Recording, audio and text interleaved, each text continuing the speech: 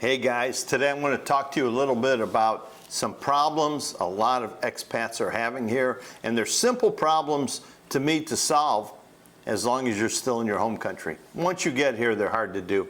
I just got an email from a gentleman. The bank has flagged his bank account and said if he does any more international transfers, they're going to close his account. So I don't know what to tell him there. It's a lot of trouble if you don't prepare.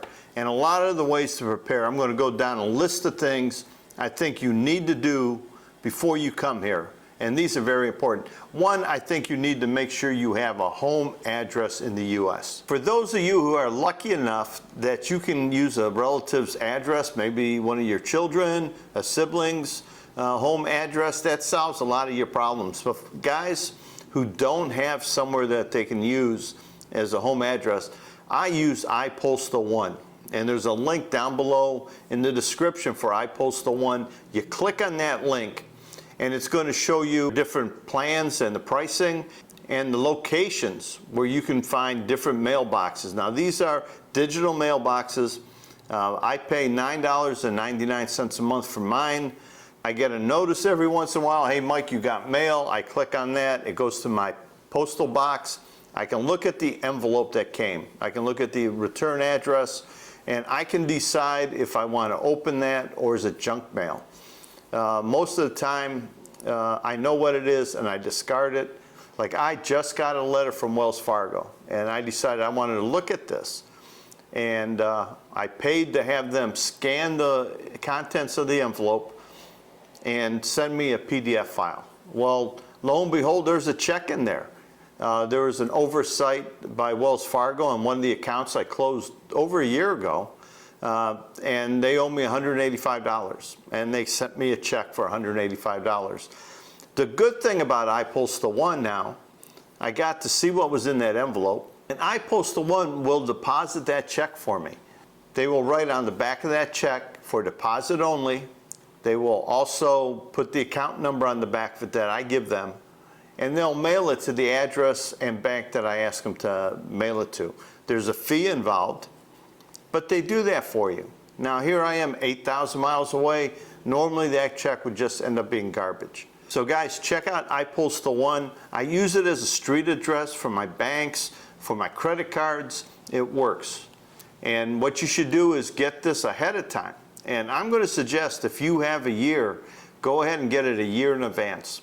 Start having all your mail sent there, having your credit card statements, having your bank account statements sent there. And then after a while, once you're receiving everything, then go green. You know, tell the bank, tell your credit card companies, I'll just want to check my statement online. You don't need to send me anything anymore. But they have you as an address. And I also use it for my Social Security and my federal tax, you know, the income tax. They need an address, and that's the address I use, and it's been working for me. I've had it for 4 years now, no problems, no issues. So guys, I use it with my Wells Fargo, I use it with my Capital One, and I use it with Charles Schwab as my mailing address.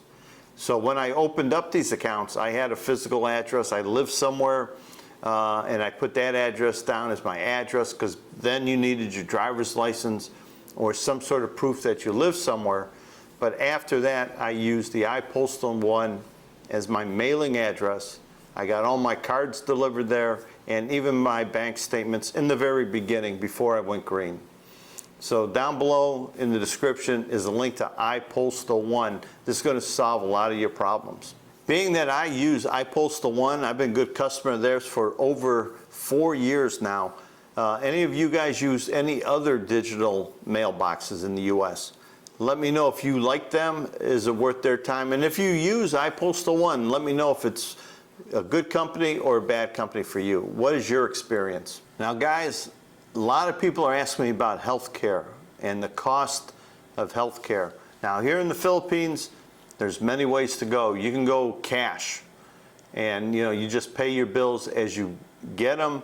A lot of things are inexpensive. You know, if you got a rash or you got a sprained ankle and you go see the doctor, that's pretty cheap. Take care of it yourself. People are just used to better coverage than that. And you can go so many different international health plans that are out there.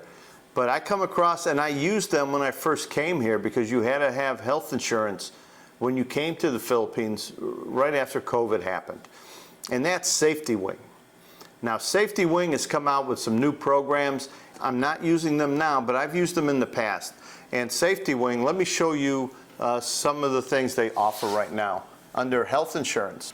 When you go to the SafetyWing website, and I have a link down below, you click on that link and it'll take you to this page. You click on Go to Nomad Insurance, and it'll take you here to the insurance for nomads. And go down to the bottom of the page. This is the cost of travel insurance when you're overseas and you're not covered in the US. But if you're 10 to 39, it's $56. You go to 40 to 49, it's $92. And this is for 4 weeks. 50 to 59, it's $145 for 4 weeks. And 60 to 69, it's $196 a month. They don't cover you over 70. But you guys coming over here as digital nomads, you come in here for 3 months, you're coming here for maybe 6 months, or you're not sure how long you're going to be here, but you want to have some coverage. Check out the website. It's a great alternative for travel insurance. A lot of people use them, especially nomads nowadays. I know the majority of my group is older. You know, you get up there in that 65 to 70 range. It's going to be hard to use this type of insurance. It gets pretty costly, but all health insurance is expensive when you get older in age. So check it out, get on the site, fill out the information and get a quote, and then make a decision, because you really can't make an honest decision until you see how much they're going to charge you. Any of you guys here using SafetyWing, let me know what you think of it. Is it too costly? Is it not? Is it worth your time? Is it something you would recommend to a friend or not? The other thing people have, they don't have a phone.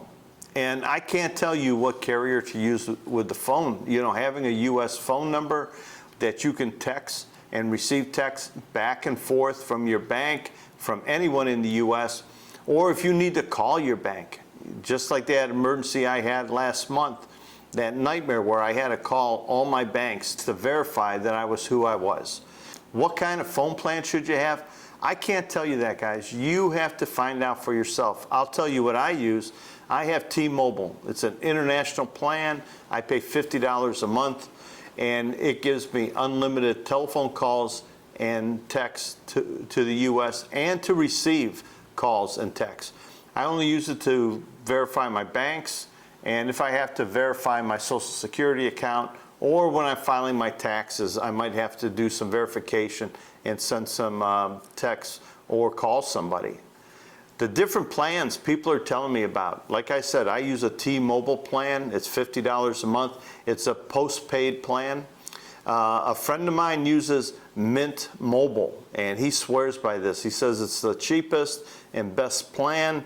I'll show you here, and all these will have a link down below. I'll have a link to Mint Mobile. I checked out the website Whistle Out, and Whistle Out recommended 3 different international phone plans. Google Fi was #1. Then they had Mint Mobile as #2. And then if you're down in South America, Mexico, they recommend AT&T. Now, I also went to US News and Report, their website, and I looked at the top plans that they recommend. They recommend 5 different plans. And the 5 different plans, best overall was Google Fi Unlimited Plus. The best budget plan was the Mint Mobile plan, Unlimited. The best with the travel perks was T-Mobile. Best for travelers was Verizon. And best for Latin America, again, was AT&T. Guys, you need to go into your carrier or make phone calls or get on the websites and find the best plan for you. Set it up in advance. Make sure you know exactly how much you're going to pay and how you're going to be paying for it. My T-Mobile plan, I use one of my credit cards to pay that every month. That keeps that card active, and then I use my bank account, one of my 3 bank accounts, to automatically pay that account every month. But for your phone plan, you need to do your due diligence. You need to make sure you have the right plan that fits you best. And don't come here without any way to contact anybody back home. I'm going to say at least for 90 days. Because your bank's going to give you issues in that first few months. You're going to try and make a withdrawal, pay a bill. They're going to want to know, did you authorize that? Maybe you use your debit card over here. That is an issue where you're going to get a text and you need to contact your bank just to verify that it's you. And once they get used to you being here and what you do, maybe you won't need it. But I recommend you always have the ability to contact somebody in the U.S., have the ability to contact your banks and any other agencies you need to talk to. Guys, let me know what phone carrier you use.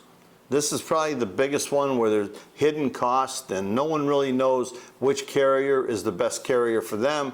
If somebody here who is watching this video has a good experience with one of these phone carriers, maybe Mint Mobile or Google Fi, let us know how that is, how much you pay. Do you like it? Give it a thumbs up or give it a thumbs down. Let us know if it's worth our time looking into it. There's some guys that come over here and they're having issues transferring their money, and I'm not going to get into what company to use, how to do it. I'm just going to give you an alternative to those of us who have made mistakes in life.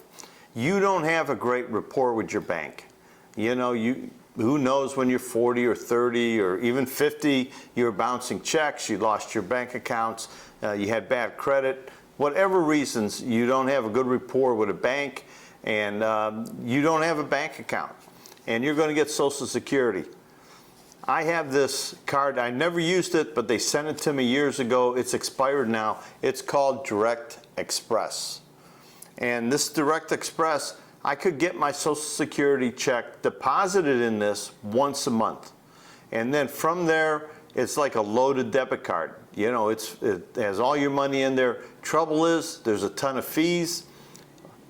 Foreign transaction fees, currency exchange fees. It's not the best way to go, but some people have no alternative. They have no other means of getting their Social Security check. It is a great option. All right, guys, this was just a little information video for you. Thanks for watching, and until next time.